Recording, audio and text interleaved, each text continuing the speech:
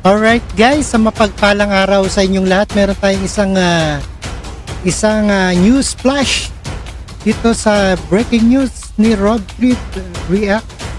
And don't forget to subscribe this channel. Senator Nancy Binay nag-walk out sa Senate hearing matapos na magkasagutan sina Senator Alan Cayetano.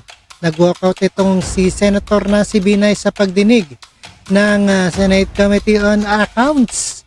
Matapos magkasagutan ang chairman ng committee na sina Alan Peter Cayetano.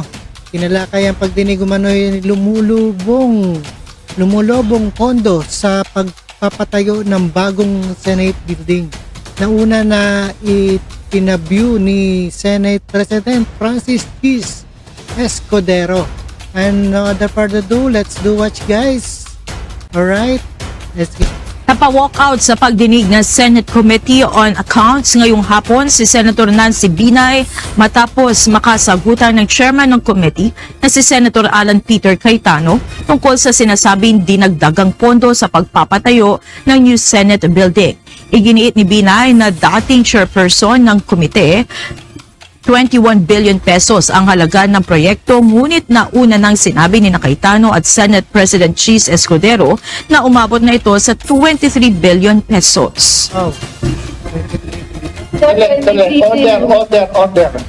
Thank you, Mr. Chairman. I notify orders consisting of 23 billion. Paulit-ulit na tayo kanina pa na 61.7 billion. Tabuang Kanaday. Tapusin natin na maayos to. Senado to ng Pilipinas, hindi to palengke. Oh.